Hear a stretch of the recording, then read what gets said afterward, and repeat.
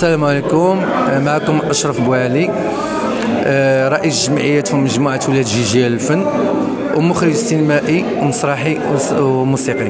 وقد ما كنقول هذه القضيه اللي كيعيبوا على الناس، بان المخرج السينمائي باننا كنتعاون مع الشباب اللي هما الشباب باش نعاونوهم ويخدموا في يلقاو يد المساعده. واللي هذا حضوري اليوم معكم، الحضور ديال السي التكريم ديال السي احمد الدخوش والسي احمد حنين. ولهذا انا كنقول لكم شكرا على الحضور ديالي والدعوه ديالي اليوم، وكنشكر الجريده ديال الوطن. ولهذا كنتمناو عديد من السهرات والتكريم ديال الفنانين وحتى اللي تنساو، وكنتمناو التوفيق للجميع. شكرا.